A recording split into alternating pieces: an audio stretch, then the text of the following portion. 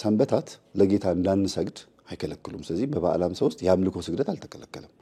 ጌታችን መድኃኒታችን ኢየሱስ ክርስቶስ በ40 ቀኑ ነው ያረገውና እስኪ በዚህ ሂደት ውስጥ ያሉ ነገሮች ምን ይመስላሉ? ፈረስ በስጋችን ይመስላል፣ ልጓሙ በጾም ይመስላል። እኛ ደግሞ እቺ ልጓሙን የያዘው ሰረገላው ላይ ቁጭ ያለው ሰውዬ ደግሞ በነፍስ ይመስላል። ስለዚህ እንትኑን ሰረገላውንም ፈረሱንም ሁሉ ነገር የሚገድበው እጅ ነው፣ ፍቃድ ነው። አይ መሞት ፈልጋለሁ ካልክ ልጓሙን ተለቀው ነው ትሄዳለህ። ከሆነ ደቂቃ በኋላ ትሞታለህ። ስለምትናገሩት ነገር አትጨነቁ። በእናንተ ውስጥ ያለው እሱ የእግዚአብሔር መንፈስ የምትናገሩት ነገር ያዘጋጅላችኋልና በጠላቶቻችሁ ፊት አትፈሩ ነው ያለው።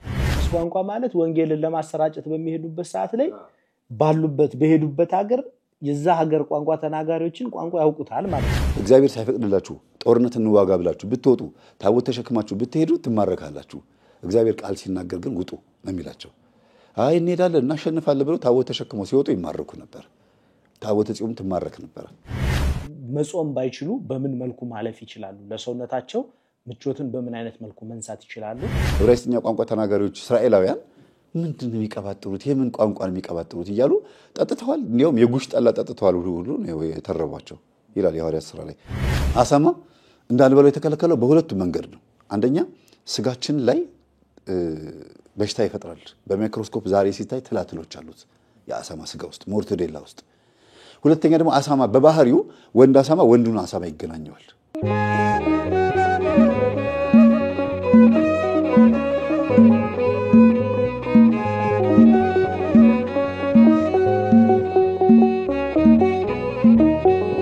በስመ አብ ወወልድ ወመንፈስ ቅዱስ አሐዱ አምላክ አሜን አሜን። እስከዚህ ሰዓት ያደረሰን ልዑል እግዚአብሔር የተመሰገነ ይሁን። በመላው ዓለም የምትገኙ ውድ ኦርቶዶክሳውያን በያላችሁበት የሀገር ክፍል በያላችሁበት ሰዓት አቆጣጠር ፍጹም የእግዚአብሔር ሰላም ይብዛላችሁ። እነሆ ተርቢኖስ ኦርቶዶክሳዊ ሚዲያን ላይክ፣ ሼር፣ ሰብስክራይብ በማድረግ የ100,000 ቻሌንጁን እንድትቀላቀሉ ጥሬን አስተላልፋለሁ። እነሆ ዛሬ በጣም ከምንወደው ከምናከብረው ከመምህራችን ከመምህር ተስፋዬ አበራ ጋር ድንቅ ቆይታ የምናደርግ ይሆናል ማለት ነው። ከወራት በፊት ማስታወቂያ ሰርተንላችሁ ነበረ። በቤተክርስቲያናችን ዙሪያ በጸሎት ዙሪያ በተለያዩ ጥያቄዎች ዙሪያ ሐሳብ እያነሳን እንደ ልማድ የምናያቸውን ቤተክርስቲያኒቱ ምን ትላለች፣ ፍትሐ ነገሥቱ ምን ይላል፣ መጽሐፍ ቅዱስ ምን ይላል፣ ገድላት ድርሳናት ምን ይላሉ እያልን በጣም በርከት ያሉ ሐሳቦችን እያነሳን ቆይታ የምናደርግበት መርሃ ግብራችን ነው። እነሆ በመጀመሪያው መርሃ ግብራችን በዛሬው ዕለት እንግዲህ በዓለ ሃምሳ ላይ ነው የምንገኘው። በዓለ ሃምሳ እንግዲህ ለምን ተባለ? በበዓለ ሃምሳ ምን ነገሮች ይደረጋሉ? በመጀመሪያው መርሃ ግብራችን በመጀመሪያው ዕለት ፕሮግራማችን የምናነሳው ነው። በዚህ ፕሮግራማችን ላይ በመላው ዓለም የምትገኙ ህዝበ ክርስቲያን በውስጥ መስመር በዚህ ስልክ ቁጥር እየደወላችሁ ያላችሁን ጥያቄዎች በአጠቃላይ መጠየቅ የምትችሉ መሆኑን ልንገልጽላችሁ እንወዳለን። እንኳን ደህና መጣ መምህር። እንኳን ደህና ቆየኝ። ከብዙ ጊዜ በኋላ ተገናኘን። አዎ። እንዴት ነበረ በዓል? እንዴት አለፈ? በጣም ብዙ በረከቶች ያሉበት ሆኖ ነው ያለፈው። ይቀጥላል። ብዙ ጊዜ ገጠመኞችን ስታቀርብ አንዳንድ የምሰማቸው ሐሳቦች አሉና ካለህ የጊዜ ጥበትና ካነሳው ሐሳብ ተንተርሰህ ዲቴል ጥልቅ ብለን ማትገባባቸው ብዙ ሐሳቦች አሉና በሱ ዙሪያ ላይ ነው የምንወያየው። እስኪ ለምንድን ነው እንደዛ የምታደርግበት ምክንያት? እናንተ ጥያቄ አድርጋችሁ በደንብ አንስታችሁት በደንብ እንወያዩበት መሰለኝ። አስቤበት ባይሆንም እግዚአብሔር እንደዚህ ፈቅዶ ነው ብዬ አስባለሁ። ግን ደግሞ የበለጠ ትምህርቱን እየተከታተላችሁ እንደሆነ ላይቭም ይሁን ገጠመኞችን እየተከታተላችሁ እንደሆነ በዚሁ አውቄያለሁ። መልካም። እስቲ ዛሬ እንግዲህ የመጀመሪያ ቀናችን ነው። ከዚህ በኋላ በሚኖረን መርሃ ግብር በጣም ሰፊ ሐሳቦችን እያነሳን ቆይታ እናደርጋለን። በተከታታይ እንግዲህ የትምህርት ክፍል ነው የሚሆነው። ብዙ ሰዎች እንደ ልምድ የሚያደርጉት ነገር አለ። ጥያቄ ሆኖባቸው ግራ እየተጋቡ ደግሞ በራሳቸው በለመዱት ባስተዳደጋቸው የሚሄዱበት አለና ቤተክርስቲያኒቱ ምን ትላለች፣ ፍትሐ ነገሥቱ ምን ይላል፣ ድርሳናት ገድላት ምን ይላሉ፣ መጽሐፍ ቅዱሱ ምን ይላል የሚሉትን ሐሳቦች እያነሳን ቆይታ እናደርጋለን። እስኪ ስለ በዓለ ሃምሳ እንግዲህ በዓለ ሃምሳ ላይ ነው የምንገኘው። ስለ በዓለ ሃምሳ እንዴት ሊባል እንደቻለ በዓለ ሃምሳና በበዓለ ሃምሳ ዙሪያ ላይ በልምድ የምናደርጋቸው ድርጊቶች አሉ። መጽሐፍ ቅዱሱ የሚያዘን ነገር አለና አያይዘን እንግዲህ ከፊታችን መንፈስ ቅዱስ የወረደበት ጌታችን መድኃኒታችን ኢየሱስ ክርስቶስ ያደረገበት ዕለትን የምናስብባቸው ቀናቶች ናቸውና ስለነዚህ ቀናቶች ያሉን ሐሳቦችና ትምህርቶችን ለተመልካቾቻችን አጋራለን። አዎ ብዙ ሊቃውንት ብዙ አባቶቻችን በዚህ ነገር ላይ በደንብ ቢያስተምሩም የበለጠ በጣም ብዙ ዕውቀት ያላቸው ቢያስተምሩም ግን ያልተዳሰሱትን ሐሳቦች ወይም ደግሞ ድግግሞሽ ያለባቸውን ሐሳቦች እናነሳቸዋለን። አንዳንድ ጊዜ የሚወዷቸውን መምህራን ብቻ ትምህርት እያዳመጡ የሚወዷቸው መምህራን ያልዳሰሷቸው ሌሎች መምህራን ጋር የሚገኙ ጥያቄዎች አሉ። አሁን በበዓለ ሃምሳ ይሰገዳል አይሰገድም ብዙ ጊዜ ጥያቄ ነው። በበዓለ ሃምሳ ውስጥ ምን ምን ይከናወናል ብለው ደግሞ የሚያስተምሩ ወንድሞች አሉ። አንዱ የተናገረውን አንዱ አይጠቅስም። በተለይ በማህበራዊ ሚዲያ ላይ ብዙ ነገሮች እርስ በርስ ክላሽ የሚያደርጉ የሚጋጩ ነገሮች አሉና ከዛ አንፃር እነሱን ትንሽ ሀይት እናደርግና ወደ በዓለ ሃምሳ ትርጓሜው ወደ እሱ እንሄዳለን። በእርግጥ በዓለ ሃምሳ ትርጓሜው በግሪክ ቋንቋ ጴንጤቆስጤ 50ኛ በዓል ተብሎ ይተረጎማል። በዕብራይስጡ ደግሞ በዓለ ሰዊት ወይም የእሸት በዓል ተብሎ ይከበራል። እስራኤላውያን ከግብጽ ከወጡ ጊዜ ጀምሮ ቀናቶችን ያከበሩ ነው የመጡት። ሙሴ እንዳዘዛቸው ዘመናትም እንደሚፈቅድላቸው ያከበሩ ነው የመጡትና በዓለ ሰዊት ወይም የእሸት በዓል ወይም የእሸት ዓመት ተብሎ ነው የሚተረጎመው። ጴንጤቆስጤ 50ኛ በዓል ተብሎ በመጽሐፍ ቅዱስ በተለይ በአዲስ ኪዳን 50ኛ በዓል ተብሎ ደግሞ ተከብሯል። ይሄ በዓለ ሃምሳ የሚለው ነገር ጌታችን ባረገ በ40 ከሙታን በተነሳ ደግሞ በ50ኛ ቀን የሚከበር ነው። እንግዲህ ክርስቶስ አንድ ለሐዋርያት ቃል የገባላቸው ነበረ። ቀኑ በዛን ቀን ነው የሚከበረው ወይስ ከመጀመሪያው ለምሳሌ ጌታችን ኢየሱስ ክርስቶስ ከተነሳበት ቀን ተጀምሮ ነው የሚቆጠረው? አዎ ከሙታን ከተነሳበት ቀን ጀምሮ 50 ቀን ድረስ በዓለ ሃምሳ ነው የሚባለው። በዓለ ሃምሳ ነው የሚባለው። በዓል የምትለው ቃል ምናልባት ተለምዳለች። ያኛው ስትሆን ይሄኛው ስትሆን እንደዚህ ነው ትርጉሙ እያሉ ብዙ ተርጉመውታል። እኔ መጽሐፌ ላይ ግን ስለ በዓል ስለሚለው ቃላት በደንብ አድርጌ ጽፌያለሁ። አንተ አሁን እንኳን ለበዓል በሰላም አደረሰ ስትለኝ የትኛው ነው የተጠቀምከው ብዬ ገና አብራርተህልኝ ምናምን ነው ወይስ እንኳን ለንግስ ቀን በሰላም አደረሰ ነው የሚቀለው? ለዚህ ቀን በሰላም አደረሰ ነው። በዓል የሚለው በጽሁፍ ላይ ነው እንጂ ልዩነት የሚፈጥረው በንግግራችን ላይ የትኛውን በዓል እንዳልከኝ መለየት አይቻልም። ስለዚህ በዓለ ሃምሳ ሲባል ዕለተ ቀኗን ይቺ መንፈስ ቅዱስ የወረደባትን ቀን ብቻ ነው የምታመለክተው። ግን ከ50ው ቀን ሙሉን ሮብና ዓርብ አይጾምም፣ ንስሐ አትገባበትም። በቃ የደስታ ጊዜ ነው። ክርስቶስ ከሙታን ከተነሳ በኋላ 50 ቀን ሙሉ በተለይ ለሐዋርያት እስከ መጨረሻው ጊዜ ድረስ ማለት ነው መንፈስ ቅዱስ ከወረደበት ጊዜ ድረስ ያለችዋ ነገር ለምድራችን ፌሽታ ናት፣ ደስታ ናት፣ ሐሴት ናት። ስለዚህ ሮብና ዓርብ ልጾም ምን እንደዚህ ላድርግ ምናምን ብለህ ሕግ የምታበዛበት አይደለም። ግን የሰው ልጅ ለሰንበት ጌታዋ ነው ስለሚል መጽሐፍ ቅዱስ ከሰንበት ይልቅ ደግሞ ሰው ስለሚበልጥ ወይም ክርስቶስ ስለሚበልጥ የሰው ልጅ ሲል ራሱ ክርስቶስ ራሱ ማለት ነውና ሰንበታት ለጌታ እንዳንሰግድ አይከለክሉም። ስለዚህ በበዓለ ሃምሳ ውስጥ የአምልኮ ስግደት አልተከለከለም። የአምልኮ ስግደት ማለት ነው ለአብ ለወልድ ለመንፈስ ቅዱስ ምስጋና ይገባል ብለህ ማመስገንን ዕለታት አይከለክሉህም። ሰንበትም ይሁን ንግሥ በዓልም ይሁን በዓለ ሃምሳም ይሁን ምንም ይሁን 365 ቀን በሄኖክ አቆጣጠር 364 ቀን ሙሉ በፍጹም አይቋረጥም የአምልኮ ስግደት። ይሄንን ራሳቸው አባቶች በደንብ አድርገው አስተምረውታል።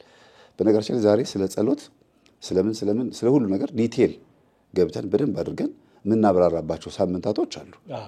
ለምንድን ነው የሰው ልጅ የሚሰግደው? ለምንድን ነው የምንሰግደው? ስግደት መቼ ነው የመጣው? ጸሎት መቼ ነው የመጣው? መጀመሪያስ ምንድን ነበር ሐሳባችን? ጸሎት ለሰው ልጅ ተሰጥቷል ወይ? እንድንጸልይ ነው ወይስ እንድናመሰግን የተፈጠር ነው? ጸሎት መቼ ነው የመጣው? ከወደቅን በኋላ። የሰው ልጅ ከወደቀ በኋላ ነው፣ አዳም ከተሰናከለ በኋላ ነው ጸሎት የሚባል ነገር የመጣው እንጂ መጀመሪያ እንዲያመሰግን ክብሩን እንዲወርስ ነበር የተፈጠረው። ጸሎት ማለት እኮ ስጠኝ፣ አድርግልኝ፣ ጎሎኛል ነው። ስትፈጠር ግን መጀመሪያ ሁሉ ነገር ሙሉ ሆኖ አመሰግናለሁ እንድትል ነበር የተፈጠርከው። ስለዚህ ጸሎት የውድቀት ምልክት ሆኖ ግን ከወደኩበት እንድነሳ የማለቅስበት የምለምንበት ነው። ወደ ምን እንዲሄድ? ከጸሎት ወደ ምስጋና፣ ከምስጋና ወደ መውረስ እንዲሄድ ነው የመጣው ማለት ነው። አሁንም ስንሰግድ ለሥላሴ ምስጋና ስናቀርብ የተፈጠርንበትን ዓላማ ነው የምናስፈጽመው ማለት ነው። በበዓለ ሃምሳ ስትሰግድ በዓለ ሃምሳን እየሻርክ አይደለም። ያችን ዕለት የሰጠህን አምላክህን እያመሰገንክ ነው። ጠዋት ሲነጋ ትንፋሽን የሰጠህን፣ ማታ ስተኛ ተስፋ የሰጠህን፣ ጠዋት አስነሳለሁ ብሎ ቃል የገባልህን አምላክህን። ስለዚህ ምስጋና ነው ማለት ነው። ምስጋና ነው። የአምልኮ ስግደት ማለት ለአምላክነቱ የምታቀርበው ነው። ስጠኝ የምትልበት ጸሎት አይደለም። ይሄ እንዲያርግልኝ ይሄ ጎሎኛል የምትለው አይደለም። ለአብ ምስጋና ይገባል። ወይም ኃጢአትን በደልን እያሰብክ የምትሰግደው ስግደት በፍጹም አይደለም። ለእግዚአብሔር የምታቀርበው የአምልኮት ስግደት ነው። ስለዚህ ሰው ልጅ ለሰንበት ጌታዋ ነው ካለ የሰው ልጅ ከሰንበት በላይ ነው ማለት ነው። እንዲያውም የዮሐንስ ወንጌል ምዕራፍ 4 ላይ በኢየሩሳሌም እየመጡ እንደሚሰግዱ ሲነግራት ያቺን ሳምራዊቷን ሴት ከዚህ በኋላ በመንፈስ በያላችሁበት ቦታ ሆናችሁ የምትሰግዱበት ጊዜ ይመጣል አላት። ኢየሩሳሌም ድረስ መታችሁ መሳለምና መስገድ አይጠበቅባችሁም። ባላችሁበት ቦታ ሆናችሁ በመንፈስ ለእግዚአብሔር ምስጋና ታቀርባላችሁ አለ። ስለዚህ ለእግዚአብሔር የምንሰግደው በበዓለ ሃምሳ ውስጥ ለአምላክነቱ ክብር በመንፈስ ነው። በየትም ቦታ በየትኛውም ዕለት በየትኛውም ሰዓት አይቋረጥም። ግን ይሄን አድርግልኝ ይሄን ስጠኝ ብሎ አይጸለይም፣ አይሰገድም። መጸለይ ይቻላል፣ አይሰገድም። እንደገናም ደግሞ ቅዱሳን አባቶቻችን የሚሰገደው የጸጋ ስግደት አለ። አጠቃላይ በሙሉ እሱ አይሰገድም። ግን ታመሰግናለህ። እመቤቴ ስምሽ የተመሰገነ ይሁን ትላለህ። ይሄን ስላደረግሽልኝ መቼም ስለ አንዲት ሴት አመሰግናለሁ ብላ ማመስገን በበዓለ ሃምሳ አልተከለከለም። ሄደህም ደግሞ እመቤቴ ይሄን ካረግሽልኝ ይሄን ጥላ አስገባለሁ ማለትም አልተከለከለም። ስራዬ ብለህ ግን ለአብ ለወልድ ለመንፈስ ቅዱስ ምስጋና ይገባል እንዳልከው ሁሉ ለእመቤታችንም የጸጋ ስግደት ይገባል ብለህ ግን አትሰግድም። እና በውስጥህ ነው እንጂ ህግጋቶችን የምትሰራቸው ጉልበትህ አንድ አይነት ነው። ለምሳሌ ለአብ የምትሰግደው በዚህ ጉልበት ነው፣ ለድንግል ማርያም የምትሰግደው በዚህ ጉልበትህ ነው። ይሄ ጉልበትህ ግን በጭንቅላትህ ውስጥ ስግደቱን ይለየዋል። ጉልበትህ ላይ ያለውን አወዳደቅ የሚያስተካክለው ልብህና አይምሮህ ነው። ስለዚህ ወድቀህ ስትነሳ የሚያይህ ሰው ሁለት ጊዜ ብትሰግድ ሁለት ጊዜ እንደሰገድክ ነው የሚያውቀው። በልብህ ግን የመጀመሪያው ለአብ ሁለተኛውን ደግሞ ለእመቤታችን የጸጋና የአምልኮ ስግደት ብለህ ለይተኸዋል። ስለዚህ ዋናው ልብ ነው፣ ዋናው አይምሮ ነው ማለት ነው። አሁንም የአምልኮ ስግደት ስትሰግድ እንደዛ ነው የሚሆነው ማለት ነው። መልካም። ከዚሁ ጋር ተያይዞ ወደ ዋና ሀሳባችን ስትመጣ አሁን ኦልሬዲ ጌታችን መድኃኒታችን ኢየሱስ ክርስቶስ በ40 ቀኑ ነው ያደረገውና እስኪ በዚህ ሂደት ውስጥ ያሉ ነገሮች ምን ይመስላሉ? ከደቀ መዛሙርቱ ጋር የነበረው ነገር በዚህ በበዓለ ሃምሳ ወቅት በመጨረሻዎቹ ጊዜያቶች ያሉ ሂደቶች ምን ይመስላሉ? አሁን ያለንበት ኦልሬዲ መጨረሻ ሰዓት ላይ ነው ያለነው፣ በዓለ ሃምሳው ሊጠናቀቅ ማለት ነው እና እስኪ ያንን ነገሮች አብራራለን ለተመልካቾቻችን። እንግዲህ በዮሐንስ ወንጌል ምዕራፍ 14 ቁጥር 1 ላይ ልባችሁ አይታወክ፣ በእግዚአብሔር እመኑ፣ በእኔም ደግሞ እመኑ። በአባቴ ቤት ብዙ መኖሪያ አለ። እንግዲህስ ባይሆን ባልኋችሁ ነበረ። ስፍራ አዘጋጅላችሁ ዘንድ እሄዳለሁና እኔ ማድረግ አይቀርም አለ። እንደሚያደርግ እየተናገረ ነው። ገና ሳይሄድ ልባችሁ አይታወክ። ሲያስተምራቸው እሄዳለሁ እያለ ሲነግራቸው በጣም ተጨነቁ። ከሄደ በኋላ ምንድን ነው የምናደርገው እያሉ ተጨንቀው ነበር። ልባችሁ አይታወክ፣ ብሄድ በዛም ብዙ መኖሪያ ቤት አለ፣ ስፍራ ባዘጋጅላችሁ ይሻላል። አስቡ፣ ምን አይነት ስፍራ ነው ያለው በሰማይ? የሆነ የተገደበ ለተክልዬ፣ ለገብረ መንፈስ ቅዱስ፣ ለዮሐንስ፣ ለጴጥሮስ የተዘጋጀ ስፍራ አለ ማለት ነው። ምን አይነት ቦታ ይሆን? ይህንን ነው የሚናገሩ። እነሱ ልባቸው ተንጠለጠለ። ሄጄም ስፍራ ባዘጋጅላችሁ እኔም ባለሁበት እናንተ ደግሞ አንድ እንድትሆኑ ሁለተኛ እመጣለሁ፣ ወደ እኔም እወስዳችኋለሁ። ወደ እኔም ሲል እዛ አለ ማለት ነው። እወስዳችኋለሁ ሲል ካረገ በኋላ እንዴት እንደሚወስድ እያሳየ ነው ማለት ነው። ስለዚህ እንደሚያርግ ተመልሶ እንደሚመጣ እየተናገረ ነው ማለት ነው። ወደሚሄድበትም ታውቃላችሁ፣ መንገዱንም ታውቃላችሁና አላቸው። ከዛ እንዴት ነው የምናውቀው ብለው ሐዋርያት ጠየቁት። እንዴት ነው የምናውቀው ብለው ጠየቁትና ብዙ ተወያይተዋል እዛ ቦታ ላይ። ግን ምንድነው በሰማይ ስፍራ አዘጋጅላችኋለሁ፣ ወደ እኔም እስባቸዋለሁ አለ። እንዴት እንደሚስባቸው ደግሞ ዮሐንስ ወንጌል 16:7 ላይ እኔ ግን እውነት እላችኋለሁ እኔ እንድሄድ ይሻላችኋል፣ እኔም ባልሄድ አጽናኙ ወደ እናንተ አይመጣምና፣ ካልሄድኩኝ አጽናኙ አይመጣም። ያ አጽናኝ ማነው? መንፈስ ቅዱስ ነው። አሁን በዓለ ሃምሳ የመንፈስ ቅዱስ ቀን አይደለ? ልክ ክርስቶስ ከሄደ በኋላ ነው የመጣው ማለት ነው። መንፈስ ቅዱስም ወረደላቸው ያለው ጌታ ከተናገራቸው ከሄደ በኋላ ነው። እኔ ካልሄድኩኝ መንፈስ ቅዱስ አይመጣም ማለት አብ፣ ወልድ፣ መንፈስ ቅዱስ በአዲስ ኪዳን እንዴት እንደተገለጡ እየተናገረ ነው። ቀጣዩ ሰራተኛ በምድር ላይ ስራ እየሰራ ያለው ማን ነው? መንፈስ ቅዱስ ነው። ስለምትናገሩት ነገር አትጨነቁ፣ በእናንተ ውስጥ ያለው እሱ የእግዚአብሔር መንፈስ የምትናገሩት ነገር ያዘጋጅላችኋልና በጠላቶቻችሁ ፊት አትፈሩን ያለው። በእናንተ ውስጥ ያለው መንፈስ ሲል የእግዚአብሔር መንፈስ ነው። ዝም ብለህ መጋፈጥ ነው። ከዛ ምን እንደምትናገር ሳትጨነቅ ስትጠየቅ ግን የሚመልሰው ማን ነው? የእግዚአብሔር ኃይል ነው። አንተ ብቻ ራስህን ማዘጋጀት ነው። እና እርሱም መጥቶ ያ መንፈስ ቅዱስ ማለት ነው መጥቶ ስለ ኃጢአት፣ ስለ ጽድቅም፣ ስለ ፍርድም ዓለምን ይወቅሳል። ስለ ኃጢአት በእኔ ስለማያምኑ ነው። ስለ ጽድቅም ወደ አብ ስለሚሄድ ከዚህም በኋላ ስለማታዩኝ ነው። ስለ ፍርድ የዚህ ዓለም ገዢ ስለተፈረደበት ነው መንፈስ ቅዱስ መጥቶ የሚወቅሰው። ስለዚህ 3 ነገር የሚወቅሰው ስለ ኃጢአት፣ ስለ ጽድቅም፣ ስለ ፍርድም ይወቅሳል። አሁን እየሰራ ያለው ኃይል የማን ነው? የመንፈስ ቅዱስ ኃይል ነው። ግን አብም ወልድም መንፈስ ቅዱስም በተለየ አካል ነው ስራ የሚሰሩት እንጂ በስም በባህሪ በአገዛዝ በመለኮት አንድ ናቸው። ይሄንን ግን ለከፋፍሎ ያመጣው ተራው የመንፈስ ቅዱስ ነው ስንል ኢየሱስ የለም ማለት አይደለም። ደግሞ በዛ ውስጥ ሲናገር የምነግራችሁና ብዙ ነገር አለኝ፣ ነገር ግን አሁን ልትሸከሙት አትችሉም። ግን እርሱ የእውነት መንፈስ በመጣ ጊዜ እውነት ሁሉ ወደ እውነት ሁሉ ይመራችኋል። የሚሰማውን ሁሉ ይናገራል እንጂ ከራሱ አይናገርምና። መንፈስ ቅዱስ ከአብ ነው የሰረጸው የሚለው ይሄንን ነው። የሚሰማውን ሁሉ ይናገራል እንጂ ከራሱ የሚናገረው ነገር የለም። የሚመጣውንም ይነግራችኋል። ትንቢት ተናጋሪም ትሆናለህ ማለት ነው። እርሱ ያከብረኛል፣ ለኔ ካለኝ ወስዶ ይነግራችኋል። ስለዚህ የኢየሱስ ክርስቶስ ሕይወቱ ማን ነው? መንፈስ ቅዱስ ነው። እሱ ያከብረኛል አለና አንድ እንደሆኑ ሲናገር እኔ ውስጥ ያለውን ይነግራችኋል። ቃል ስለሆነ ማለት ነው። ቃል ድምፅ የሚያወጣው ክርስቶስ በአካል ሲመጣ ነው፣ ወይም ደግሞ ስግው ቃል ሆኖ አካላዊ ቃል የነበረው ሲናገር ነው።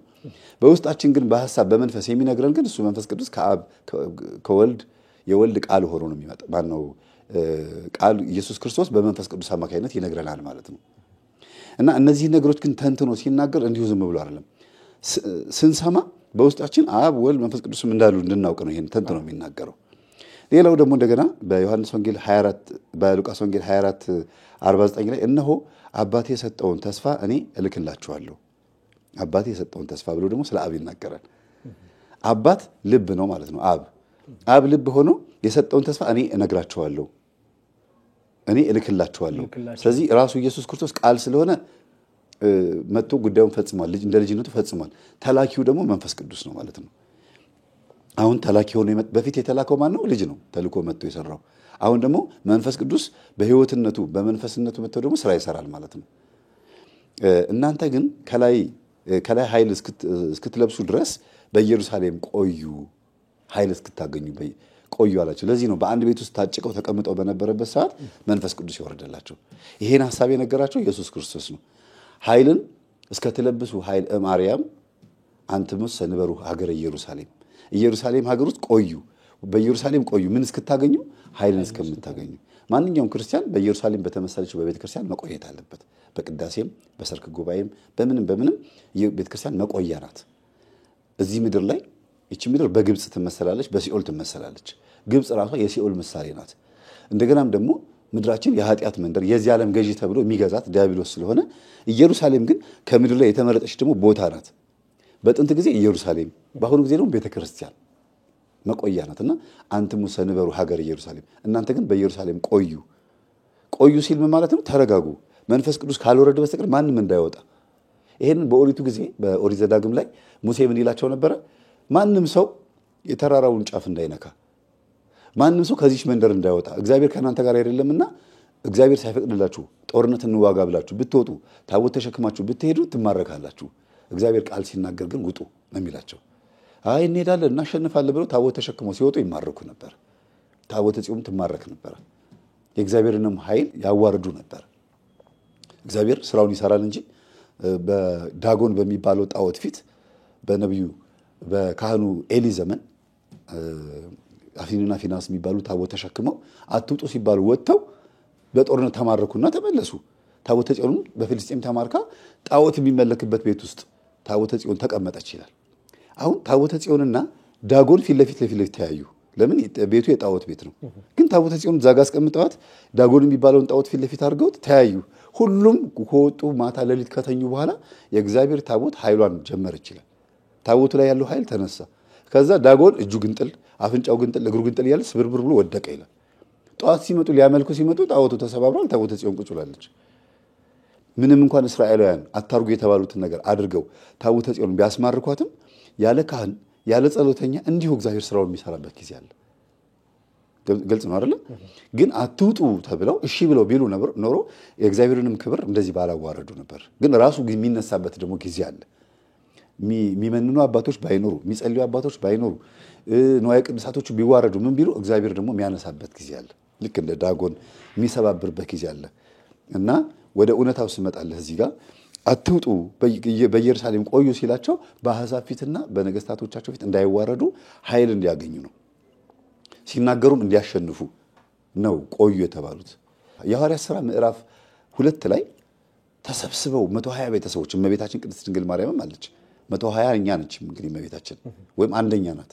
ከዛ በኋላ ሁለተኛ ብሎ እስከ 120 ድረስ ያሉት ሌሎቹ ክርስቶስ የፈወሳቸው አይናቸውን ያበራላቸው ኑ ብሎ የጠራቸው 72 አርድእት 36ቱ ሴቶች ቅዱሳን አንስት 12ቱ ሐዋርያት እነዚህ ናቸው። ግን የሚገርም ነገር እመቤታችን እንደ ታቦት ነበረች በቦታው ላይ። አሁንም እንግዲህ ልነግርህ ነው። ታቦት ዳጎንን አይደል የሰባበሩ ያልኩህ ቅድም፣ ጽላቱ ክርስቶስ ነው። አሁንም እመቤታችን ክርስቶስን በሆዷ ተሸክማ ልክ ካህናት የሚያጥኑበት ማዕጠንት ታቋል። ይሄ ዕጣን እንደዚህ የሚታጠንበት ማዕጠንቱ የድንግል ማርያም ይሄ ዕጣኑ ደግሞ የክርስቶስ እንደሆነ ሁሉ አሁንም በበዓለ ሃምሳ እመቤታችን እንደ ታቦት ነች እዛ ቦታ ላይ። በእሷ ውስጥ ያለው የክርስቶስ ቃል ደግሞ የነበረው ደግሞ እንደ ጽላት ነው። ጽላትነቱ በመንፈስ ነው ማለት ነው በዛ ቦታ ላይ። ስለዚህ ታቦት እኛ ይዘን ስንወጣ ታቦቱ የድንግል ማርያም ምሳሌ፣ ጽላቱ የክርስቶስ ምሳሌ ሆኖ ስጋው ደግሞ የሚፈተተው እዛ ላይ ስለሆነ በዓለ ሃምሳ ሲጀመር በራሱ በድንግል ማርያም ታቦትነት በኢየሱስ ክርስቶስ መገለጥ በመንፈስ ቅዱስ መገለጽ ጽላትነት ነው ማለት ነው። በጣም የሚገርመው ትልቁ ስጦታ ይሄ ነው። የኦሪቱን አሻሻለው እንዲያውም የበለጠ የዛን ጊዜ የነበረው ታቦቱ ይዘውት የትም ቦታ የሚዞሩት ነበር። አሁን ግን ታቦቱም ጽላቱም እንግዲህ በጣም በሚገርም መልኩ ለየት ባለ መልኩ እመቤታችን ሰው ናት፣ የምትታይ ናት፣ ግን እንደ ታቦት ናት። ለዚህ ነው ታቦቱን እያየን ስንጸልይ ድንግል ማርያምን እያሰብን በታቦቱ በኩል ደግሞ የድንግል ማርያም ምልጃ ወደ ኢየሱስ ክርስቶስ እንደሆነ እያሰብን ነው። ቅዱስ ቁርባን ባይፈተትበት ኖሮ ታቦቱ ምንም ማለት ነው ምንም ነው። ዛሬ አባቶቻችን ቅዱስ ቁርባን የሚያዘጋጁት ታቦት ላይ ነው። ለዚህ ነው ታቦት እንዲከበር የተደረገው አልፋ ወኦ ተብሎ የሚጻፍበት። እዚህ ጋር ስትመጣ በበዓለ ሃምሳ መንፈስ ቅዱስ ወርዶ በእሳት አምሳል ላንቃ ማለት ጠብታ ማለት ነው። በእሳት ጠብታ ነጠብጣብ ሆኖ ሲያርፍባቸው ሁሉም ያ መንፈስ የእግዚአብሔር መንፈስ ሲያርፍባቸው በቋንቋ ልሳን ተናገሩ ይላል። በአዲስ ቋንቋ 72 ቋንቋ ተሰጣቸው ይላል። 72 ቋንቋ መናገር ማለት የምድራችን ቋንቋ የዛን ጊዜ 72 ነበረ ብለህ ልትል ትችላለህ። የትም ሀገር ቢሄዱ አንዱን ተረክ አድርገው አምጥተው መናገር ይችላሉ። ጃፓንም ይሄዱ ቻይና፣ የትም ሐመር የሚግቡ ሙርሲ የሚግቡ ዘላኖችም ጋር ይግቡ በቋንቋቸው ማውራት ይችላሉ ማለት ነው። ይሄ የሚያሳየው በእግዚአብሔር መንፈስ ተሞልተህ እስክትወጣ ድረስ ከታገስክ እጅግ በጣም ትልቅ ጸጋ ነው የሚሰጥህ። በችኮላ ስትወጣ ግን ትመታለህ። ስለዚህ ቆዩ በኢየሩሳሌም ተባሉ። ቆዩ፣ መንፈስ ቅዱስ መጥቶ ወረደ። ወጥተው መመስከር ጀመሩ ይላል። መናገር እንዴ ያለ ህዝቡ ጠዋት 3 ሰዓት ላይ ነው። በነገራችን ላይ ጠዋት 3 ሰዓት ከምንጸልየው ጸሎት ውስጥ አንዱ ይሄ ነው። ይሄ ሁሉ የተከናወነና መንፈስ ቅዱስ የተሞሉበት ሰዓት። ለዚህ ነው ጠዋት ስንጸልይ መንፈስ ቅዱስ የምንሞላበት ሰዓት ነው። በኋላ የሰባቱን ጸሎት ጊዜ ስለምነግርህ እንመጣበታለንና ጠዋት ወጥተው በልሳን በሚናገሩበት ሰዓት ልሳን ማለት ባይዘው የምንሰማው ቋንቋ ማለት ነው። ለምሳሌ እኔ ጃፓንኛ ብቀባጥር ላንተ ምንድነው? ምንም ነው። አዲስ ቋንቋ ተሞሉ ነው የሚል። አዲስ ቋንቋ ማለት ወንጌልን ለማሰራጨት በሚሄዱበት ሰዓት ላይ ባሉበት በሄዱበት ሀገር የዛ ሀገር ቋንቋ ተናጋሪዎችን ቋንቋ ያውቁታል ማለት ነው። ያን ቋንቋ ነው የተሞሉት። የማይታወቅ የምድራችን ቋንቋ ሳይሆን የሚታወቅ አሁን አቴርጋው በተለምዶኛ አሁን በተለይ ፕሮቴስታንቶች ላይ ነው እንደዚህ አይነት ነገር ይስተዋሉና ብዙ ቋንቋ 3 ቋንቋ አለ በምድራችን ላይ በፍሪኮን አቴርጋውንና አንድ አለ እጽዋት የሚናገሩት ቋንቋ ተብሎ የሚተረክና እነዚህ የምድራችን 3 አይነት መላእክት ብቻ የሚያወሩት አለ። እነዚህን ቋንቋዎች ምድራችን ትናገራለች ሲባል ሰው የሚግባባበት ወይም ፍጥረት የሚግባባበት ማለት ነው።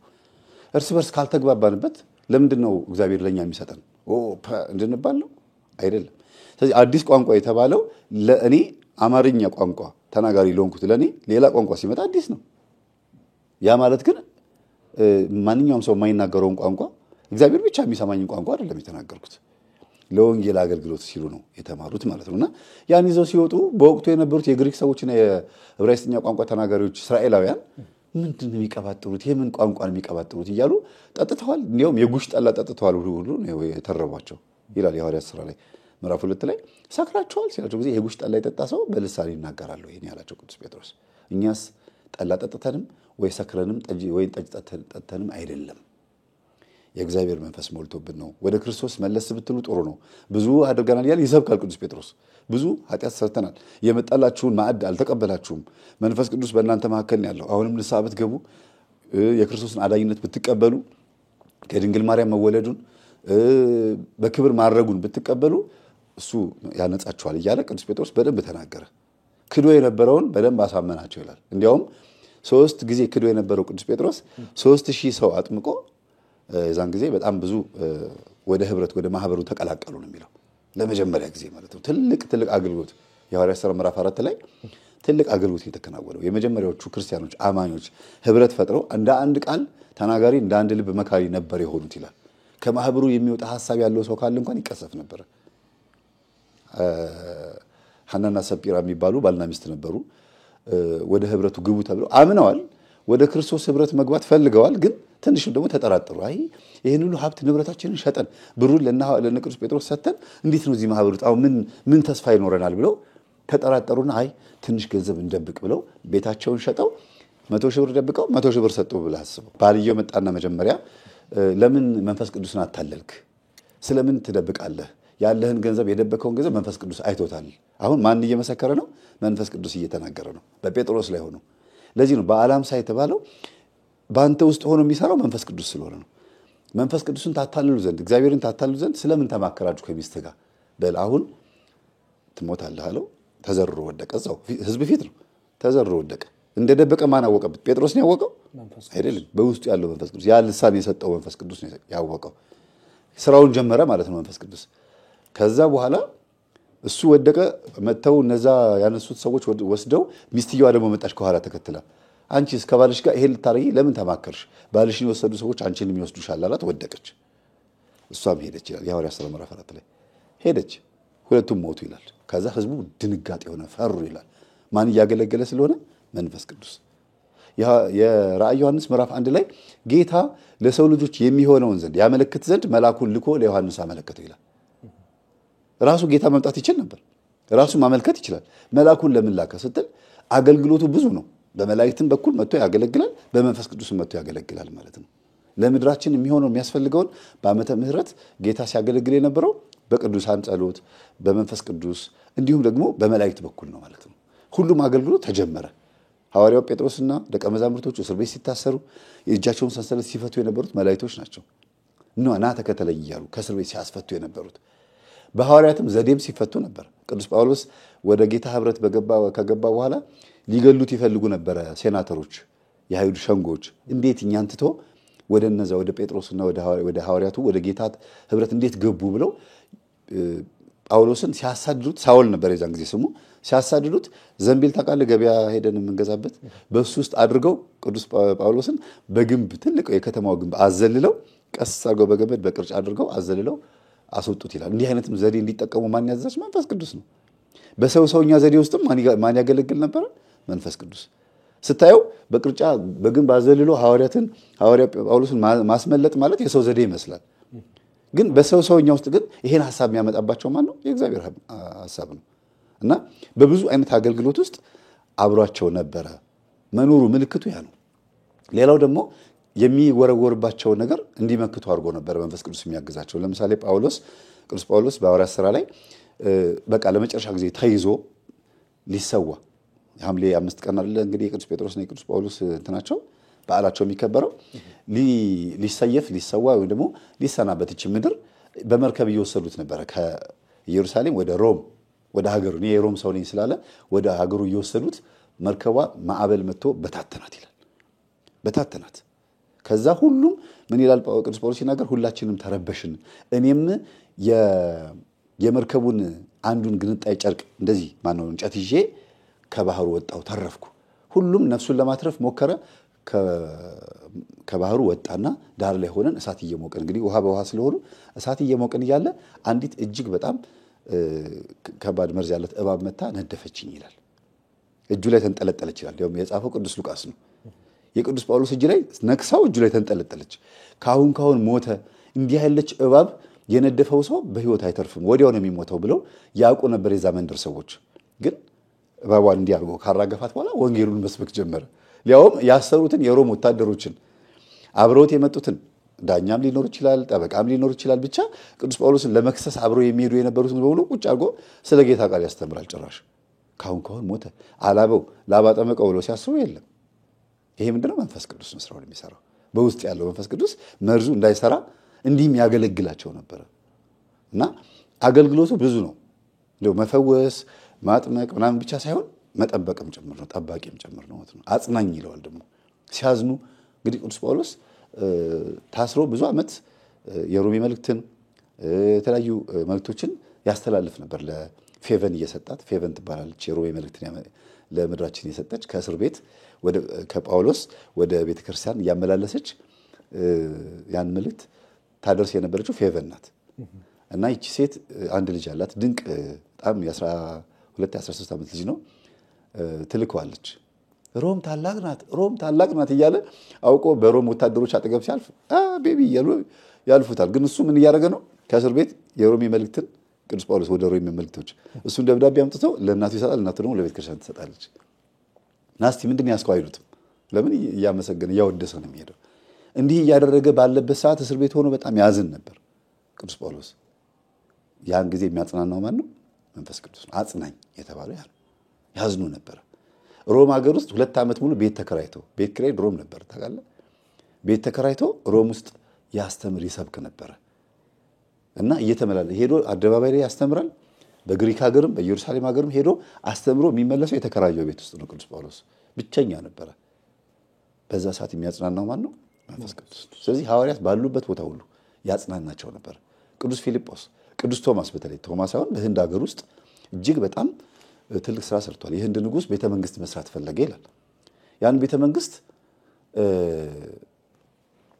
የሚሰራለት መሐንዲስ ፈልጉ ብሎ አሽከሮቹን ይልካቸዋል። ያን ጊዜ ሐዋርያው ቶማስ ለማስተማር ከሐዋርያት ተነጥሎ ሁሉም ወደየ አገልግሎታቸው ሄደው በአየር በደመና ላይ እየተጓዘ ያለ እመቤታችን አገኛት። ያን ጊዜ በዛ ሰዓት የህንድ ንጉሥ ቤተመንግስት መገንባት በፈለገበት ሰዓት ሐዋርያው ቶማስ ደግሞ ወደ ህንድ ለማስተማር እየሄደ ነው። ግን በደመና ነው የሚሄዱት ሐዋርያት። ይሄ ተጽፏል። የሐዋርያት ሥራ ምዕራፍ 10 ላይ ኢትዮጵያዊ ጃንደረባ የሚለው ታሪክ ላይ ፊልጶስ መጥቶ ኢትዮጵያዊ ጃንደረባን ያጠመቀው በደመና መጥቶ ነው ይላል። ተነጠቀ ነው የሚለው። እንዲያው እዚህ ጋር ስትመጣ እመቤታችን አገኛት። ከዛ በኋላ ሐዋርያት የቀበሯትን እመቤታችንን ስታርግ እሱ ስላያት ሄዶ የታለች እመቤቴ እናቴ የታለች ብሎ ጠይቋቸው፣ አይ የለችም በቆሞታል፣ አይ እኔ አግኝቻታለሁ ብሎ መሐረቡን አሳያቸው የሚለው ታሪክ ውስጥ ሐዋርያው ቶማስ በደመና ሄዶ ህንድ ሀገር ውስጥ ወርዶ ከዛ በኋላ እኔ መሐንዲስ ነኝ ብሎ ከዛ ከህንድ አሽከሮች ጋር የተገናኘበት ሰዓት ነው። ምን ያህል የመጽሐፍ ቅዱስ ታሪክና የአባቶቻችን ገድል የተገናኘ እንደሆነ የምታየው በዚህ ነው። አገናኝተውታል። ህንድ ውስጥ ለማስተማር ባረፈበት ሰዓት ላይ ንጉሱ ቤተመንግስት ለመስራት ያቀደበት ሰዓት ነበር። የማን ፈቃድ ነው? የመንፈስ ቅዱስ ፈቃድ ነው። የህንድ ህዝቦች እንዲፈወሱ ስለሚፈልግ መንፈስ ቅዱስ እግዚአብሔር ባወቀ መንፈስ ቅዱስ ባቀደ ተገጣጠመ ነገሩ። ዝም ብሎ ድንገት የሆነ ነገር የለም። የህንድ ህዝብ ከጥንቆላው መውጣት ስላለበት ነው።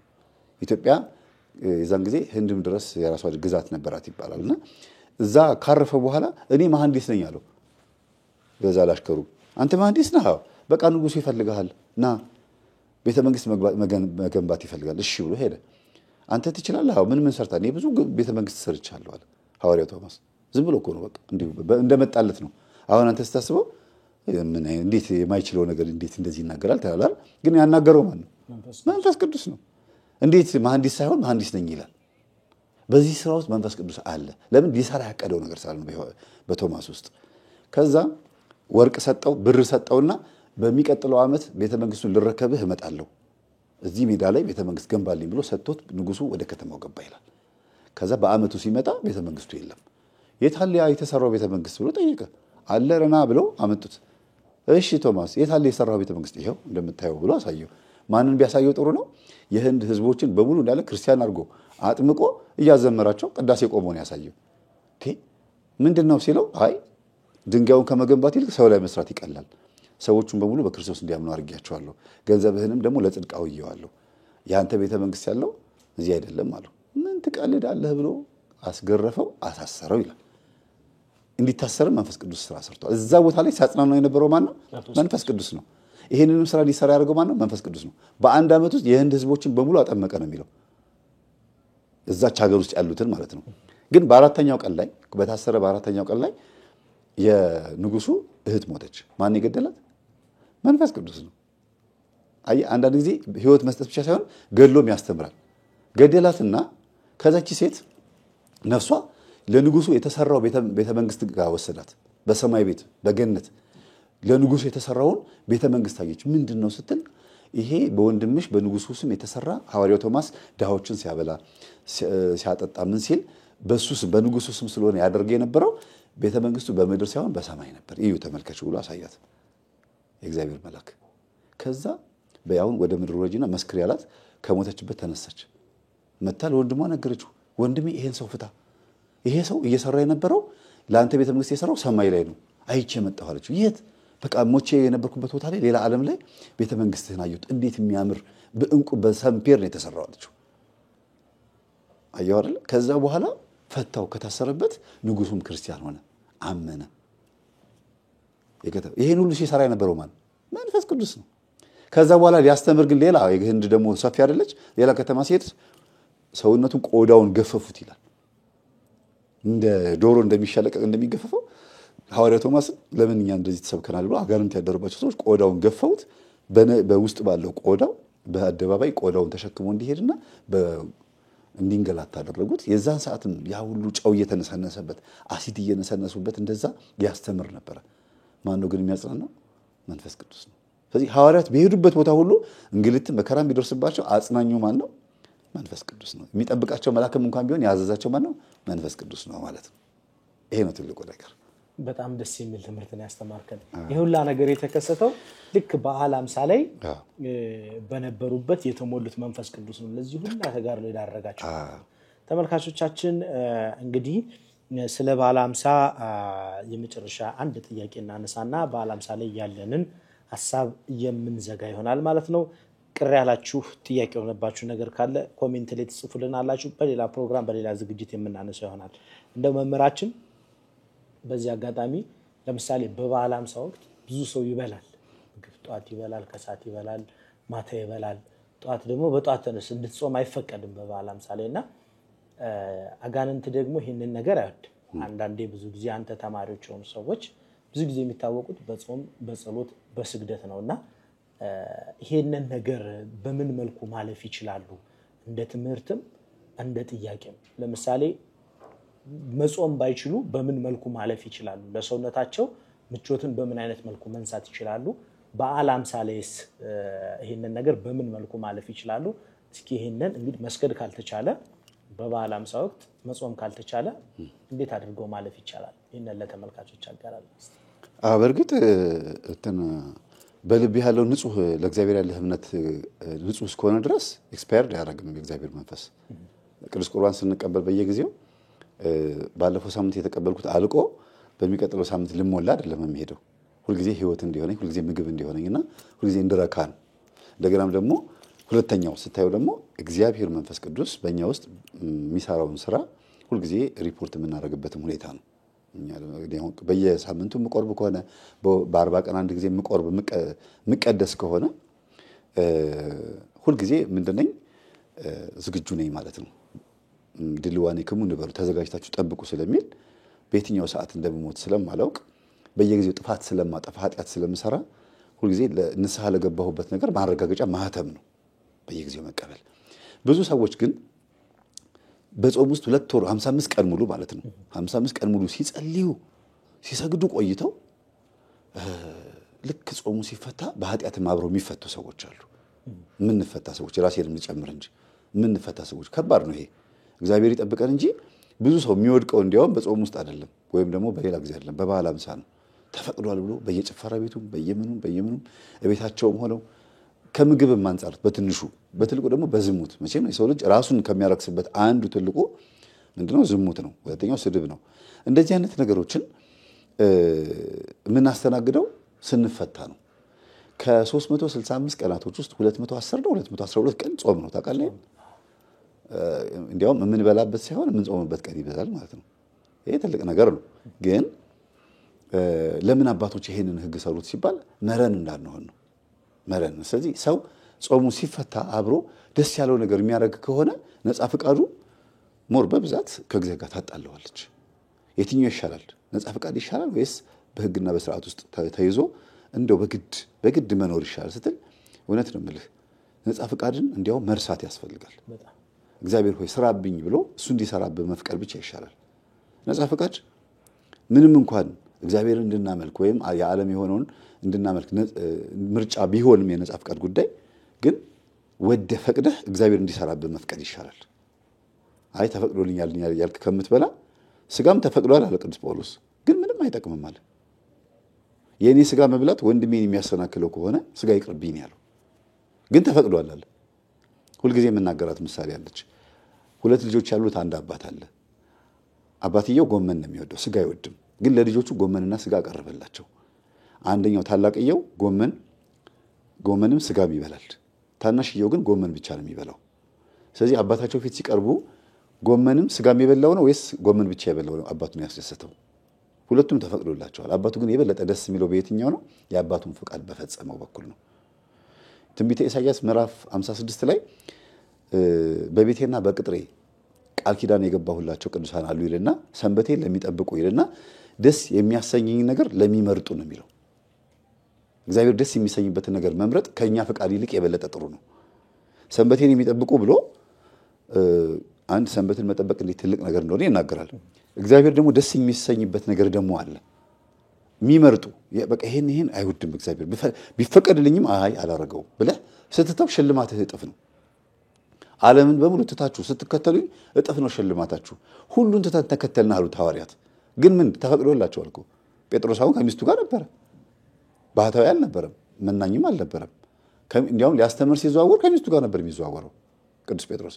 ቅዱስ ጳውሎስ ደግሞ ባህታዊ ነው። ብትችሉ እንደኔ ሆኑ አለ ቅዱስ ጳውሎስ። መናኝ ባህታዊ ሆኑ፣ ካልሆነ ግን የአንድ ሚስት ባሎች ወይም የአንድ ባል ሚስቶች ሆኑ ብሎ ደግሞ ፈቀደ። የቱ ይሻላል? እጥፍ የቱ ይሻላል አለ? ብሕትውና። ግን ደግሞ ይሄኛውም ደግሞ ጥሩ ነው አለ። ለዚህ ነው ጌታ መጀመሪያ በገዳመ ቆሮንጦስ ብሕትውናን ምንኩስናን ከባረከ በኋላ በሶስተኛው ቀን ወደ ቤተ ቃና ወደ ገሊላ መጣ። ወደ ሰርግ ቤት ወደ ዶኪማስ ሰርግ ቤት መጥቶ ሰርግን ባረከ ይላል። ሁለቱም እኩል ናቸው በእግዚአብሔር ፊት። ግን የበለጠ በጣም እንደ ክርስቶስና እንደ ቅዱስ ጳውሎስ ባህታዊ መሆን ብትችሉ እንደኔ ሁኑ አለ።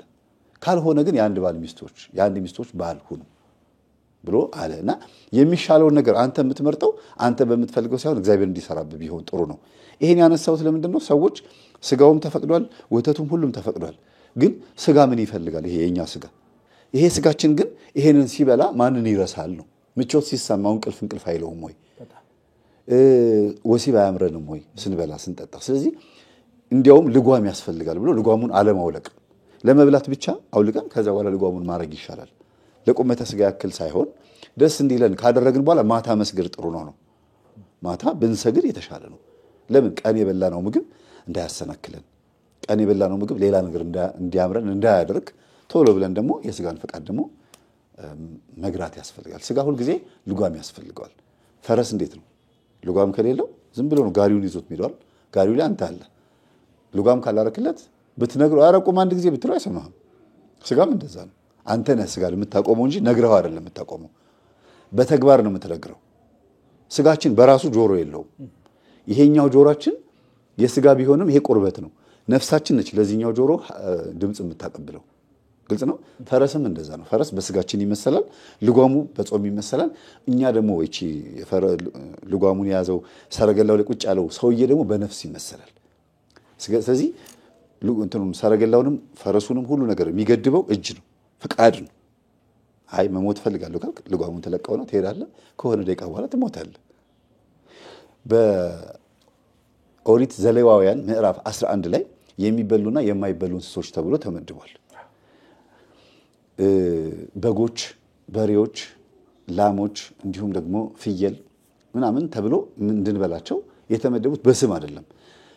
ኮቴያቸው ሰኮናቸው ክፍት የሆኑና የሚያመሰኳ የሚያመነዥግ ተብሎ ተመድቧል። ይህ እንግዲህ አሁን በባለሀብሳ ጋር እንዴት እንደሚገናኝ ከመብላትና ካለ መብላት ጋር እዚህ ጋር እነዚህ የተመደቡት እንስሳቶች ለምንድን ነው ሲባል ሰኮናው ክፍት የሆነና የሚያመነዥግ እንስሳ ብንበላውም ሰውነታችን አይጎዳም። ብንበላው ግን ደግሞ በመጠኑ ነው የምትበላው፣ በልክ ነው የምትበላው አይደል? የማይበሉ ተብሎ ደግሞ እነ አሳማ፣ እነ ፈረስ፣ እነ አህያ ምናምን ዝይ፣ ጠላቋ፣ እነ ዳክዬ ምናምን ተመድቧል አትብሉ ተብሎ። ጥንቸል ለምሳሌ ስጋ ናት፣ ግን ቅንቅን የሚባል ነገር አላት። ስጋዋ በራሱ በሽታ ይፈጥራል አካላችን ላይ። አሳማ እንዳንበላው የተከለከለው በሁለቱም መንገድ ነው። አንደኛ ስጋችን ላይ በሽታ ይፈጥራል። በማይክሮስኮፕ ዛሬ ሲታይ ትላትሎች አሉት የአሳማ ስጋ ውስጥ ሞርተዴላ ውስጥ። ሁለተኛ ደግሞ አሳማ በባህሪው ወንድ አሳማ ወንዱን አሳማ ይገናኘዋል በባህሪው። ያ ባህሪ እንዳይዋረሰን ነው በደም ውስጥ ስላለ። እንደገናም ደግሞ አሳማ ፀሐይ ሲነካው ስለሚያቃጥለው ቆዳው ላይ ጸጉር ስለሌለ ቢኖረው በጣም ስስ ስለሆነ ጭቃ ላይ የመንደባለል ባህሪ ያለው ወደ መጨመላለቅ ይሄዳል። አሳማ በባህሪው እንደዚህ ነው። ፀሐይ ስለማይችል ወይ መከራ ስለማይችል ሄዶ ጭቃ ላይ ይጨማለቃል። በኃጢአት እንዳንጨማለቅ ነው ባህሪው በራሱ። የአሳማ ማንነቱ በራሱ እንዳንበላው ይከለክለናል። ሌላው ደግሞ አሳማ መልኩን ሲመለከተው እሪያ ይባላል በመጽሐፍ ቅዱስ። እንቁዎቻችሁን በእሪያ ፊት አታኖሩ፣ መልኩን ሲመለከተው ደንብሮ ይሰብረዋልና ይላል። አሳማ የተባለው የመናፍቃኖች ሐሳብ ወይም ደግሞ የስጋችን ምድራዊ ፍላጎቱ ዝሙታዊ አስተሳሰቡ ነው። ሁለቱ ናቸውና እንቁ የተባለው ሃይማኖት ነው። እንቁ የተባለው መንፈሳዊ ህይወትህ ነው። ያንን ማንነትህን በዚህ በስጋ ፊት ወይም ደግሞ በምድራውያን ሰዎች በማይረዱ ሃይማኖት ምን እንደሆነ በማያውቁ ሰዎች ፊት አትናገሩ። ለምን? ይሰድቡባችኋል። የአቡነ ተክለ ሃይማኖትን ታሪክ ለጴንጤ ብትነግረው ይሰማሃል። እንቁ የተባለው ሃይማኖትህ ነው። ተክልዬ እንቁ ናቸው። የማይመለከተው ሰው ጋር ሄደህ እምነትን አትናገር ተብሎ በአሳማ የተመሰለ ነገር አለ። ያ አሳማ ምንድነው? መልኩን ሲያይ ይደነብራል። አስቀያሚ መልክ ስላለው አፍንጫ ኖሮት አፍንጫው የተቆረጠ ነው የሚመስለው። ያንን መልኩን ሲያይ ራሱ እንኳን የሚደነብር ከሆነ ያንን ምሳሌ አድርጎ ክርስቶስ ካመጣልን እሪያ የተባሉት እንስሳቶች በራሳቸው እንዳይበሉ ተከለከለ። በሁለቱም በመንፈሳዊም ፍቺ በስጋም ምግብነታቸው በሽታ ናቸው። ይሄንን ለምን አመጣው መሰለ?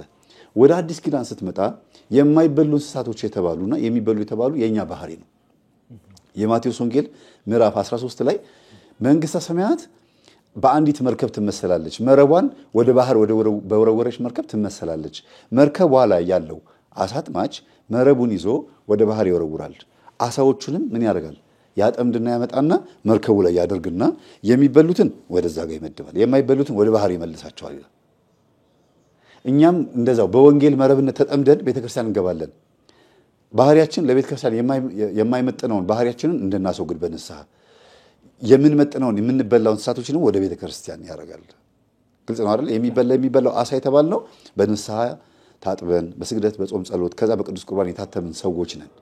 የማይበሉ የተባሉት ደግሞ አሕዛብ መናፍቃን አይገባም ይሄ አይገባችሁም የተባሉ ሰዎች ናቸው። መልሰው ወደ ባህር ተወረወሩ የተባሉት። አሁን ለምንድን ነው ይሄን ያነሳሁት መሰለ? በግ የሚበላ ሆኖ እንዲመደብና የሚያመነዥግ ሆኖ የተመደበው ለምንድን ነው?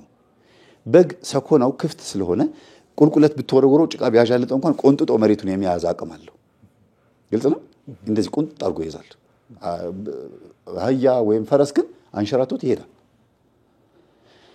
ክርስቲያንም በስጋው ፈቃድ ምክንያት ወደ ዝሙት ቢሄድ እንኳን በሰኮናው ክፍት እንደሆነ ሁሉ በጉ እኛም ደግሞ በኦሪትና በሐዲስ ኪዳን ክፍት በሁለቱ መካከል ሁለቱ ክፍት ነው። እዚህ ጋር ግን የተጋጠመ ነው። በሁለቱ በዚህ በሰኮናው ምክንያት ቆንጥጦ እንደያዘ ሁሉ በጉ እኛ ደግሞ በኦሪትና በሐዲስ ኪዳን ትምህርቶች ተምረን ከጾም ከጸሎት ጋር ተጣብቀን ስጋዊ ፈቃዳችንን ለነፍሳችን አስገዝተን መዳን እንችላለን። ብዙ ጊዜ መዘናጋት የሚፈጠረው የተፈቀዱትን ቀኖች ባለማወቅ ነው። ምንድነው እንድናደርግ የተፈቀደው? ብሉ ጠጡ ሲባል ምን ማለት ነው የሚለውን ነገር በደንብ ለይቶ ጠንቅቆ ማወቅ ያስፈልጋል ነው። በጣም እጅግ አድርገን እናመሰግናለን መምህራችን መምህር ተስፋዬ አበራ። እንግዲህ ተመልካቾቻችን እስኪ ሚዲያውን ሰብስክራይብ፣ ላይክ፣ ሼር እያደረጋችሁ ብዙ ጥቅም የምታገኙበትን ሐሳብ የምታገኙበትን ይህንን ሚዲያ እንድትደግፉ ጥሬን አስተላልፋለሁ። በመጨረሻ በዓለ ሃምሳ ላይ ቀሩ የምትላቸው ሐሳቦች ተመልካቾቻችን ቤተሰቦቻችን ማወቅ አለባቸው ማድረግ አለባቸው የምትለው ሐሳብ ካለ እሱን እናንሳና የዛሬውን መርሃ ግብራችንን እንዝጋ። በዓለ ሃምሳ ላይ ካለፈ በኋላ ቀኑ ማለት ነው ካለፈ በኋላ የሐዋርያት ጾም ላይ ንስሐ መርሳት የለባቸውም። ያስታወሱትን ኃጢአት ንስሐ መግባት አለባቸው። የሐዋርያትን ጾም ደግሞ መጾም ለሐዋርያት ብቻ አይደለም የተፈቀደው፣ የተያያዘ ነው ከበዓለ ሃምሳ ጋር አብሮ የተያያዘ። ለዚህ ነው ከበዓለ ሃምሳ ቀጥሎ ሐዋርያት ጾም የተጾመው። ሐዋርያት በዓለ ሃምሳን ካከበሩ በኋላ የተሳካ ዓመት እንዲሆን በተለይ ሰባኪና አገልጋይ በሙሉ መጾም አለበት። በተለይ ነው ያልኩት እንጂ የእነሱ ብቻ ነው። የካህን የቄስ ጾም የሚባል ነገር የለም። ጾም የሁሉም ጾም ነው። እኔ ለምሳሌ ብጾመው ስብከቴ ሐዋርያነቴ ይሳካልኛል። የትም ቦታ ቤት የተሳካ ህይወት አገኛለሁ ብዬ አስባለሁ። ገና ስሰብካቸው ወደ ቃሉ ይመጡልኛል። ንስሐ ከገቡ በኋላ በኃጢአት እንዳይጨማለቁ የበለጠ እግዚአብሔር ያግዛቸዋል። የኔ መስገድ ብቻ የኔ መጸለይ ብቻ ሰዎችን የሚረዳ ከሆነ ሰዎቹ ደግሞ ራሳቸው ደግሞ የሚጸልዩ ከሆነ ደግሞ እንተጋገዛለን ማለት ነው። ይሄን በማርቆስ ወንጌል ምዕራፍ 9 ላይ ጌታ ምን አሉት? ጌታ ሆይ ሙሉ ቀን አጋንንትን አውጡ ብለህን ሂዱ በስሜ አጋንንትን አውጡ ብለህን ስናወጣዋለንና አንድ ሰይጣን ብቻ አስቸገረን አሉት። አንድ ለምንድን ነው በስምህ አጋንንት እምቢ ያለን አሉት። ከዛ ትክ ብሎ እንዲያውም አባትየው አጋንንት የያዘው ልጅ አባት መጥቶ ጌታ ሆይ ሐዋርያትን ይሄን መንፈስ አስወጡልኝ ብዬ ስነግራቸው ሊያስወጡት አልቻሉ። ለምንድን ነው እባክህን አንተ ይሄን መንፈስ አስወጣልኝ ብሎ አባትየው መጥቶ ጌታ እግር ስር ለመነ ይላል። የልጁ በመንፈስ የተያዘው ልጅ የተንፈራፈረ ነው መሬት ላይ። አባት መጥቶ የተማጸነ ነው። ለዚህ ነው ሐዋርያት መጥቶ የጠየቁት። ማህታም ጠይቀውታል። ለሐዋርያት ግን በግላቸው ምን አላቸው? እናንተ እምነት የጎደላችሁ እስከ መቼ ነው የምታገሳችሁ? ይህ መንፈስ እንዲወጣ እናንተ መጸለይ ያለባችሁ። በሽተኛው ብቻ አይደለም የሚወጣለት። የስሜ ኃይል የሚሰራው በእናንተም በሱ ላይ ነው። ይህ መንፈስ የሚወጣው ደግሞ በጾም ጸሎትም ጭምር ነው አላቸው። እንዲሁ በኢየሱስ ስም ውጣ ስላልከው ብቻ የሚወጣ የለም። ያ ማለት ስሙ አይሰራም ማለት አይደለም። የስሙ ኃይል እንዲሰራ የአጥማቂውም ወይም የመንፈስ አስወጪውም የተጠማቂውም ህብረት መኖር አለበት። ቢያንስ በትንሹ ገብቷል አይደል? ከዛ ጌታችን በህዝቡ ፊት ምን አለ? ይህ ወገን አላቸው። ሰይጣን እንኳን አላለውም ስሙን። ይህ ወገን ያለው ወገን ማለት ነው አብሮ ያደገ ዛር ማለት ነው። በተዘዋዋሪ መንገድ ዛር ተብሎ አልተጻፈም እንጂ ዛር ማለት ነው። ይህ ወገን ያለ ጾም ጸሎት በስተቀር በሌላ አይወጣም። ቃል በቃል ይታው በሌላ አይወጣም። በሌላ ምን ማለት ነው? በኢየሱስ ስም ውጣ ስንለው አልወጣልንም ስላሉት ነው። በጾም ጸሎትም ጭምር ካልሆነ በስተቀር በሌላ አይወጣም ሲል እናንተ መትጋት አለባችሁ። እንዲህ አይነት መንፈስ እንዲወጣላችሁ በአገልግሎት ዘመናችሁ ትጉ ነው ሐዋርያትን። ለዚህ ነው የሐዋርያት ጾም ያስፈልገው። ያኔ ጌታ 3 ዓመት ከ3 ወር አብሯቸው ከነሱ ጋራ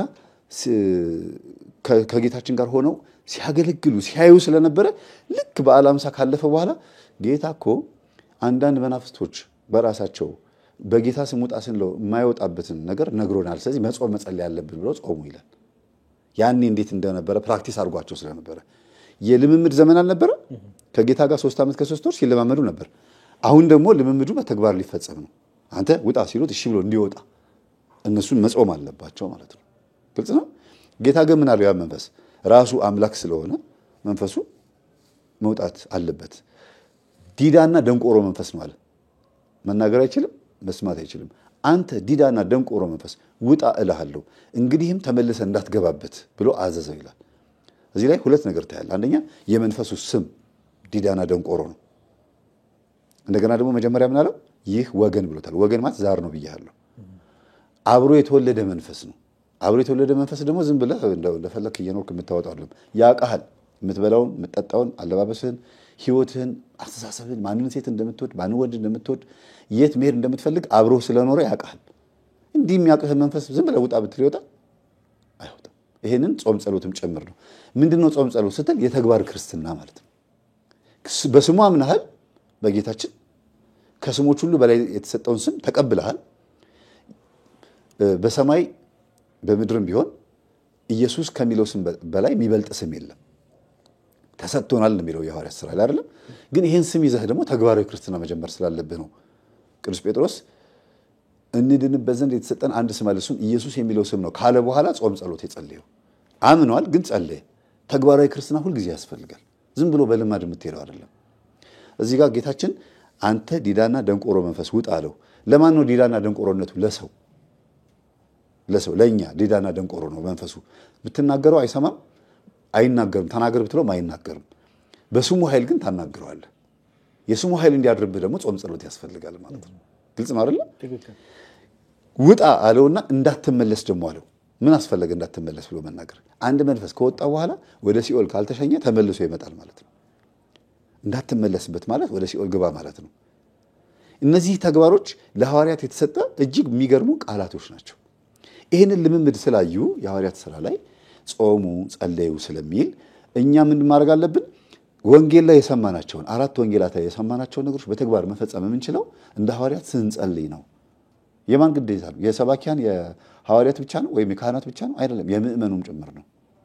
ለዚህ ነው ሐዋርያትን ለብቻቸው ሲያገኛቸው እናንተ እምነታችሁ የጎደለ እስከ መቼ ነው የምታገሳችሁ? ይሄን መንፈስ የምታስወጡት ስትጸልዩ ስትጾሙ ጭምር ነው፣ አለበለዚያ አይወጣላችሁ ብሎ ለብቻቸውን የነገራቸው ማታ ህዝቡ ከሄደ በኋላ። ካህንን ህዝብ ፊት አይወቅስም እግዚአብሔር፣ ለብቻቸውን የሚወቅሳቸው። ህዝቡ ፊት ግን ምን አለ? ይህ መንፈስ ይህ ወገን በጾም ጸሎትም ጭምር ነው የሚያወጣው ብሎ ደግሞ ህዝብ ፊት አልወቀሳቸውም። እንዲህ አድርጎ አመቻምቾ ያስተማረው ማለት ነውና የሐዋርያት ጾም ውስጥ እኛም አለን ወይም ደግሞ ምእመኑም አለ አገልጋዩም አለ ምእመኑ ካልጾመ ካልጸለየ ልጠመቅ ብሎ ልፈወስ ብሎ ወደ ጸበል ሲሄድ አይድንም ለምን ጸበሉ ብቻውን የሚሰራው ስራ የለም አንተ ልታምን ትወዳለህን ታምናለህን እያለ መዳን ትፈልጋለህን እያለ ሲጠይቅ ነበር ጌታ አዎ ሲል እምነት አድኖሃል ይላል አስፈቅዶ ነው የሚያድነው ዝም ብሎ ስላመጡት ብቻ አንተ ዝም በል ቆይና አስወጣላሉ ያለ እንደዚህ መዞ የሚያወጣው አጋንንት የለም አስፈቅዶ ነው መዳን ትወዳለህን ይላል ፈቃድን ይጠይቃል አዎ ስትለው እምነት አድኖሃል እያለ ነው ብዙዎቹን ሲፈውስ የነበረው ያ ነው በፈቃድህ እንድትጸልይ የተፈለገውና እኛም በፈቃዳችን ስንጸልይ ስንጾም ስንሰግድ በአላምሳ የተፈቀደልን ውስጥ የሰራነው ኃጢያት በሐዋርያት ጾም ውስጥ የሚሰራ ይልን ማለትና እጅግ በጣም በርትተን ይቅር በለኝ የምንልበትም ሰዓት ነው የሐዋርያት ጾም ክረምቱም ደግሞ ሐምሌ ወር ደግሞ አሁን በሐምሌ ወር ውስጥ ምንም ከሐምሌ 5 ጀምሮ የሚበላበት 25 ቀን ሙሉ ከዛ ደግሞ ነሐሴ 1 ደግሞ ትመጣለች አይደል ፍልሰታ ከዛ ደግሞ ያቺ 25 ቀን ከበላን በኋላ ደግሞ ነሐሴ ትመጣለች ደግሞ እሷ ደግሞ ትንሽ ስጋችንን ትገረዋለችና መረን እንዳንሆን ነው ጾሞች የበዙት ስለዚህ በጾም እንጠቀም በፍስጉ ደግሞ እንጠንቀቅ የሚል መልእክት ነው ያለኝ በጣም እጅግ አድርገን እናመሰግናለን መምህራችን ያገልግሉት ዘመንን ይባርክልን ነው ቃልዎት ያሰማልን ተመልካቾቻችን ከመምህራችን ከመምህር ተስፋዬ አበራ ጋር በዓለ ሃምሳ ላይ ስለሚደረጉ ጥንቃቄዎችና በበዓለ ሃምሳ ዙሪያ ምን ማድረግ አለብን የሚለውን ሐሳብ በመጀመሪያው ዙር መርሃ ግብራችን አንስተን ቆይታ አድርገናል በሌላ ፕሮግራም በሌላ ዝግጅት እስከምንገናኝ ቸር ሰንብቱ ያላችሁን ጥያቄዎች ሐሳብ አስተያየቶቻችሁን ኮሜንት ስር በማስፈር በእነዚህ ስልክ ቁጥሮችም እንድንጠይቀው የምትፈልጉት ጥያቄ ካለ ሐሳብ አስተያየታችሁን ጥያቄዎቻችሁን ክርስትና ስማችሁን ከየት እንደሆነ ከያላችሁበት ቦታ እንድትልኩልን ጥሬን አስተላልፋለሁ በሌላ ዝግጅት ደግሞ ዳግም እንገናኛለን ቸር ሰንብቱ ወስብሐት ለእግዚአብሔር ወለወላዲቱ ድንግል ወለመስቀሉ ክቡር ይቆየን